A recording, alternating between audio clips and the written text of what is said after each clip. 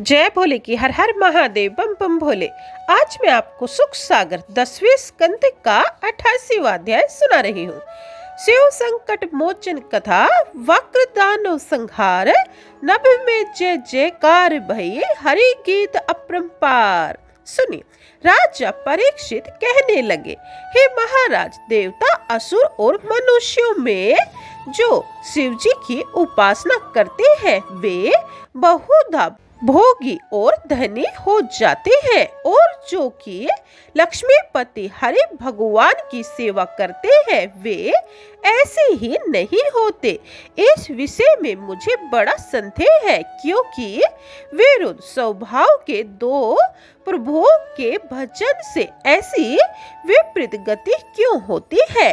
शिव जी तो भोग आदि से रहित दिगंबर है और हरि भगवान साक्षात लक्ष्मी तथा भोगों के अधिपति हैं। फिर उल्टा फल क्यों? इस संदेह को आप दूर करें। सुखदेव जी बोले, हे महाराज, शिव जी शक्ति युक्त तीनों गुणों से संवरण तथा सात्विक आदि भेद से त्रिलिंग अर्थात वैकारिक, तेजस और तामस भेद से तीन प्रकार के अहंकार के अधिष्ठाता है। उन्हीं से 5 कर्म इंद्रियां, 5 ज्ञान इंद्रियां, 5 तत्व और मन, ये 16 विकार प्रकट हुए हैं। इसीलिए साधक जब विकार युक्त शिव जी की विभूति को भजता है तो वह उसी विभूति के अनुसार रूप प्राप्त करता है। हरि भगवान निर्गुण है और प्रकृति से परे है। उनका भजन करने वाला मनुष्य भी निर्गुण तत्व को ही प्राप्त होता जाता है, क्योंकि हरि भगवान तो समदर्शी तथा सब प्राणियों के अंतर्यामी है। हे राजन, अश्वमेध यज्ञ के समाप्त होने पर युधिष्ठिर राजा ने भगवान से यही बात पूछी थी। उस समय भगवान ने प्रसन्न होकर जिसके ऊपर अनुग्रह करता हूँ उसके धन को पहले धीरे धीरे हरण करता हूँ। जब वह निर्धन हो जाता है तो उसे सब जन त्याग देते हैं, तब वह धन की अनिच्छा से विरक्त हो जाता है। फिर मैं उसके ऊपर कृपा करता हूँ। इसी कारण लोग बड़े दुख से आराधना करने योग्य मुझे छोड़कर दूसरे दूसरे देवताओं को भजते रहते हैं। फिर वे लोग शीघ्र प्रसन्न होने वाले देवताओं से वरदान में राज्य, वैभव आदि का ऐश्वर्य पाकर मद होते हुए पीछे से उन वर देने वाले देवताओं को भी भूल जाते हैं।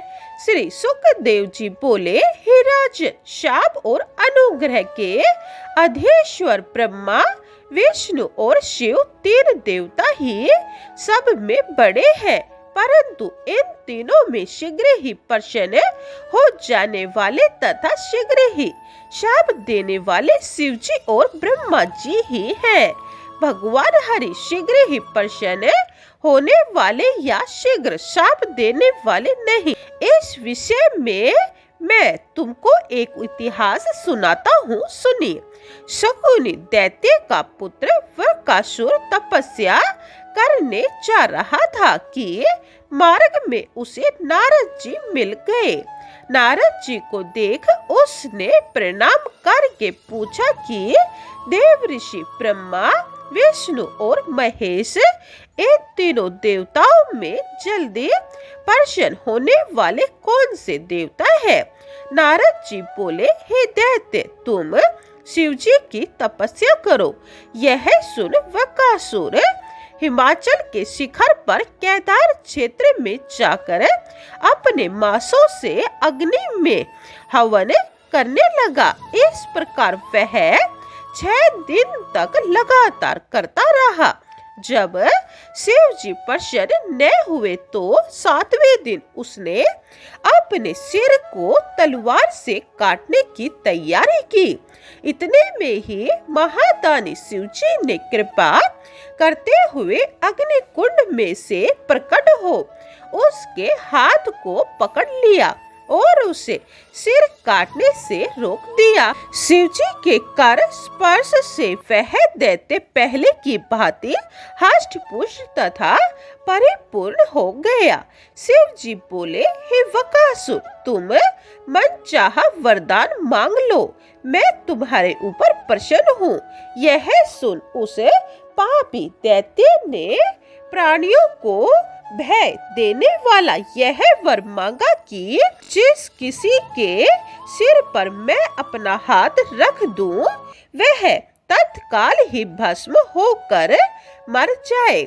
यह सुन शिव जी अपने मन में दुखित तो हुए, परंतु प्रतिज्ञा कर लेने के कारण सर्प के लिए अमृत देने की तरह उन्होंने उसे यह वर दे दिया।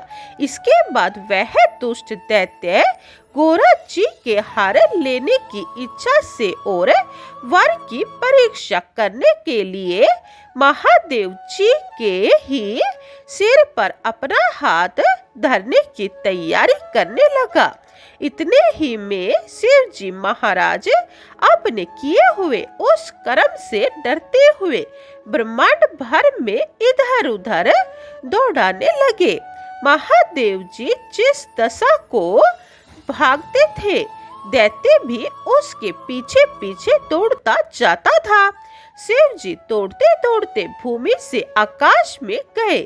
पूर्व, दक्षिण आदि सब दिशाओं में डर के मारे भागते फिरे, पर कहीं भी उस दैत्य से त्राण न पा सके। तब अंत में हार कर शिव जी बैकुंठ लोक में जाकर भगवान नारायण की शरण में पहुँचे।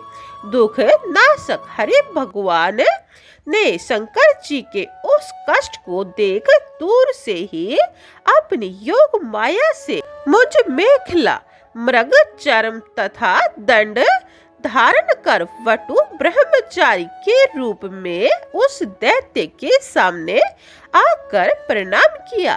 श्री भगवान बोले, हे वकासुर, तुम बहुत दूर आ गए हो, अतः थक गए होंगे, इसीलिए थोड़ी देर यहाँ बैठकर थकावट मिटा लो और तुम यह तो बताओ कि तुम इस तरह भागते दौड़ते कहाँ जा रहे हो।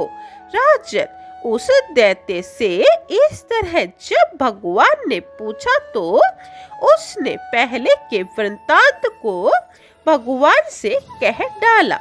वकासुर की बात सुनकर भगवान बोले, हे वकासुर, अगर ऐसी ही बात है तो हम शिव जी की बात को नहीं मानते। हमें उनकी बात पर विश्वास नहीं होता है।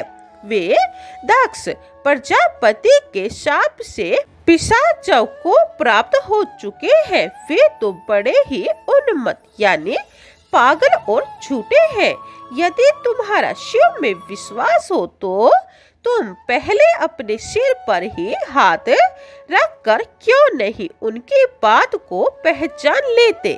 भगवान के ऐसे मीठे मीठे वचनों से मोहित हो उस दैत्य की बुद्धि एकदम बदल गई और फिर उसने अपने सिर पर झट ही अपना हाथ रख लिया। हाथ के रखते ही उसके सिर के दो टूक हो गए और वह उसी क्षण निर्जीव होकर पृथ्वी पर गिर गया।